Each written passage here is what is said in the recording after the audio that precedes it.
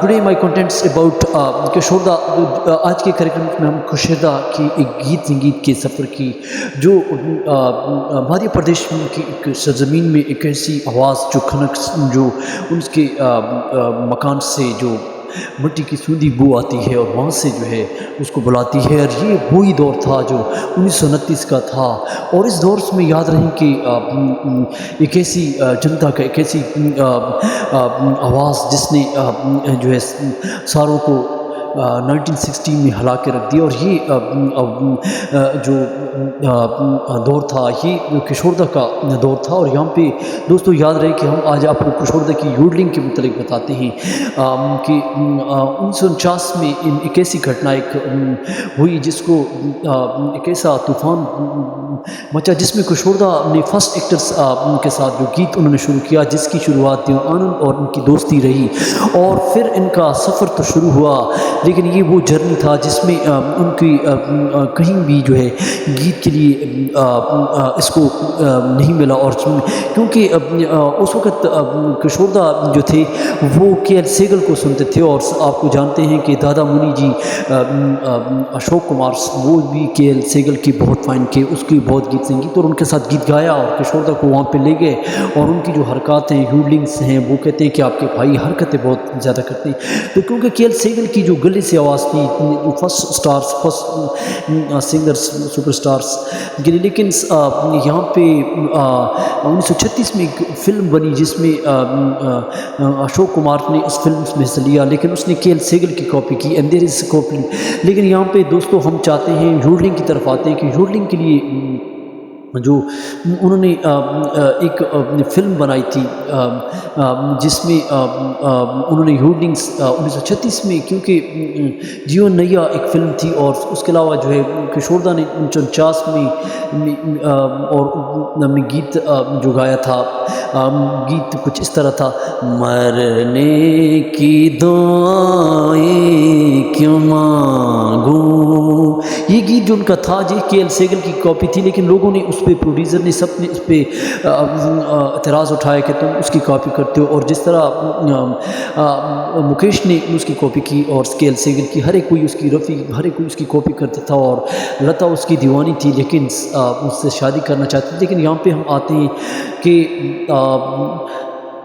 تو یہاں پہ اس نے کاپی کرنا شروع کی لیکن کشوردا کو بہت مایوسیوں اور بہت ناکامیوں کا اس دور میں سامنا کرنا پڑا. اور اس کو کوئی پروڈیوسرز نہیں دیتے تھے حتیٰ کہ نوشاد نے بھی اس کو اپنی دھنوں میں اور اس نے ان ٹرینڈ سنگر کہا. اور سنیل چودھری نے تو اسے کہا ہے کہ ان ٹرینڈ سنگر ہے اور یہ جو ہے گلیوں میں لٹنگ بازی ہے اس طرح کی حرکات اور اس طرح مایوسی کا ہر طرف سامنا تھا. لیکن بھائی اشوک کمار کیونکہ 13 ورش ہو چکے تھے اور وہ فلم انڈسٹری میں اپنے بھائی کا مقام دلانا چاہتے تھے. لیکن کشوردا اب اس کشمکش میں تھے کہ ایکٹنگ کریں اور گیت سنگیت کی طرف جائیں اور سانگ.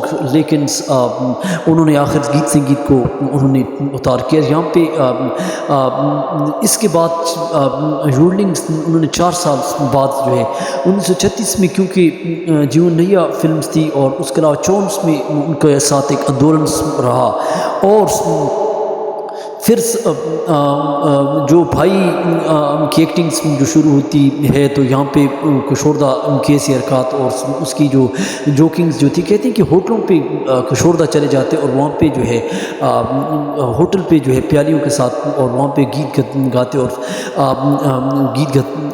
وہ جو ہے کئی قسم کی جو ہے لوگوں کے ہوش اڑاتے اور کئی یوڈلنگ کرتے رہے. تو ان کی چرچا ہم دوستوں آج اور بھی گیتوں میں کرتے ہیں. 61 میں اس کی ایک فلم تھی کشوردا کی جس میں جھومر فلم تھی جس میں میں ہوں جھومر میں ہوں جھومر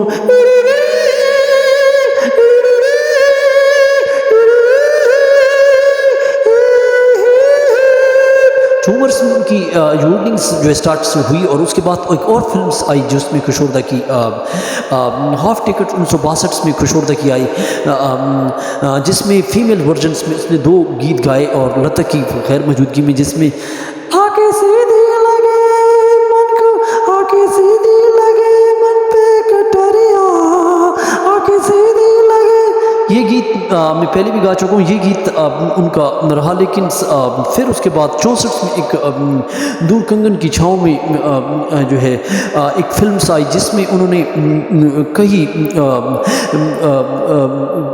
گیت کا ایک نئے انداز میں گایا، لیکن یہاں پہ وہ پروڈیوسر بھی رہے، ایکٹر بھی رہے اور ڈائریکٹر بھی رہے، اور ان کی چلتی کا نام گاڑی بھی فلم ہے، انہوں نے کام کیا۔ لیکن دور کا ایک اور فلم 71 کی فلم تھی، جس میں دور کا راہی ایک فلم تھی، اور دور کا نام گاڑی ایک فلم تھی، جس میں ان کے گیت ہے میں در میں دور، اس طرح کے گیت تھا جس میں انہوں نے گایا ہے۔ لیکن یہاں پہ کشوردہ کی اور بھی کئی فلمز رہی۔ 70 کے بیچ ایک آشا فلم تھی، جس میں انہوں نے جو ہے یوڈلنگ کو استعمال کیا، جس میں ٹینا مینا ڈیکا، جس میں اس نے آشا کے ساتھ اس گیت کو گایا۔ لیکن یہاں پہ ان کی اور بھی کئی سفلتا کی سیڑھیاں رہیں، اور ان کی ایک اور فلمز تھی جس میں نئی دہلی فلمز تھی، جس میں شلیندرز نے اس گیت کو لکھا، اور جس میں انہوں نے گیت بہت اچھے طریقے سے گایا۔ نخرے والی